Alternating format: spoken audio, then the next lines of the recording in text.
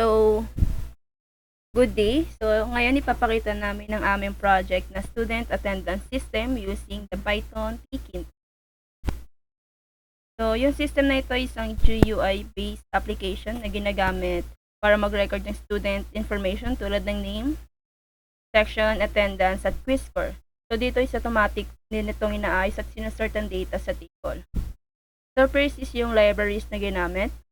So, sa simula ng code, makikita naman natin na nag-import kami ng import tkinter as tk. From tkinter, import ttk or message box, and from datetime, import datetime. So, yun, ginagamit yung tkinter para gumawa ng GUI or graphical interface. And yung ttk para sa table display gamit ang tree view. And yung datetime naman ay para makuha current date ng bawat record. So, next naman is yung sa data storage. So, yung data storage itong record. So, ito yung list na ginagamit para ma-store lahat ng bawat student records. So, dito is bawat record ay naka-dictionary format para organize yung data. Next naman is yung main function. So, sa main function, ito yung def.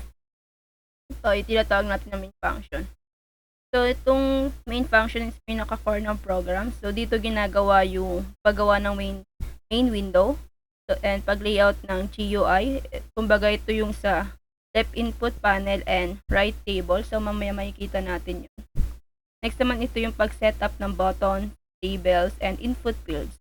And ito yung pag-start ng application gamit ang root.main loop. So, sa madaling sabi, ito yung nagpapatakbo at nagdi-display ng buong system interface. So, next naman is yung mga additional function. Una is yung add record. Ito. So, sa def add record, ito yung function na ginagamit kapag nag-add ng student data. So, ang ginagawa dito is kinukuha yung input ng user. Then, pinaformat ang name properly by surname to first name. Then, chine-check kung kumpleto ba yung nilagay sa fields. And then, chine-check pa kung yung number ba is for yung nilagay. Then, yung ni-store yung data sa record list and then nire-refresh na yung table. Next naman is yung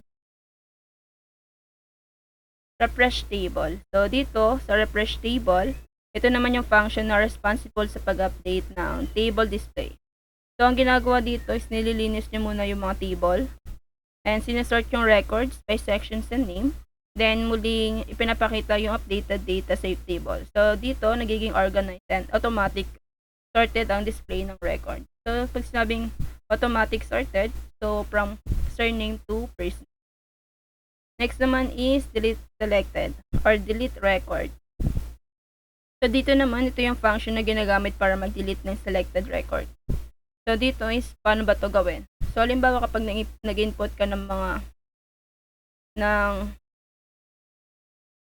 username. So, di ba kapag nandun na siya sa results or yung data, so, i-click mo lang yan, then, pwede mo na siyang i-delete. Next naman is clear all function. So, ito naman yung ginagamit para burahin lahat ng data sa system. So, dito, simple lang, pindutin mo lang yung clear all na button, then mawawala na lahat. Next naman, yung user interface or GUI design. So, haba net. So, dito is sa main function, hinahati yung dalawang interface sa dalawang bahagi. So, sa left panel, hindi siya makikita ngayon kasi ito pa lang yung naka-record. Sa left panel, dito is nag-encode ng data. Kumbaga, dito nyo makikita yung name input, section input, attendance, kung saan yung present and absent, quiz scores, and yung buttons tulad ng add, delete, and clear. So, sa right panel naman, dito yung table section, dito mo makikita lahat ng records. So, dito is gumamit tayo ng tree view. Ipinapakita nito yung date, section, name, attendance, and score. So, dito is automatic din itong nakasort para mas madaling makita yung data. Next naman is yung program flow. So, dito, sa program flow, una is yung user maglalagay ng student information. So, halimbawa ko, nilagay ko yung information Lawrence. Then, ipindutin ko yung add record para lumabas siya dun sa system. Then, next naman is lalabas yung data sa table. Then, auto-sorted yung record. So, pag sinabing auto-sorted, unang lalabas dun is surname ni Lawrence, which is yung Orcales. Then, next naman is pwedeng i-delete or i-clear lahat ng data. So, ngayon, stop sharing ko to para papakita ko yung mismo system para may example.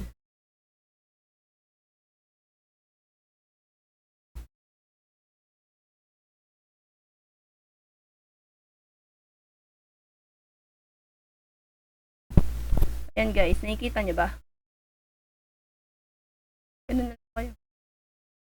Nakikita nyo ba?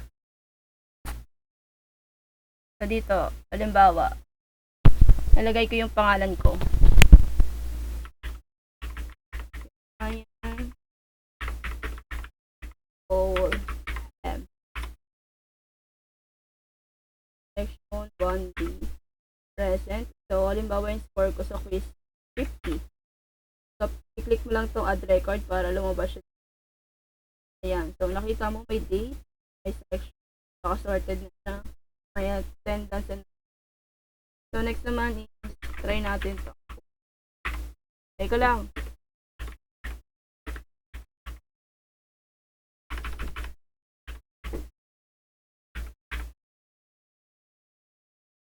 Hindi natin naka-40 siya. Add record. Down the funds. The storage, 1 rows, absent, kasi date. Next, o try pa isa.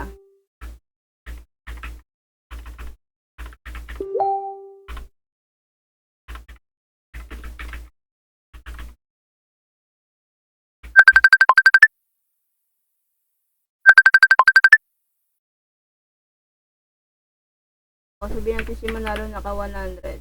So, direct. Yan. So, may isa dito. Ako, naka-present. So, paano ba ginagamit yung delete selected? So, dito, halimbawa, i-click ko yung team ko. Delete selected na lang. Lang yun. Kita natin, wala siya. Next naman itong clear all. So, kahit ito wala ka ng select, hindi mo itong clear all. Automatic siya. So, yun, doon gumagana yung student information. So, dito na tatapos group, final project ng group. So,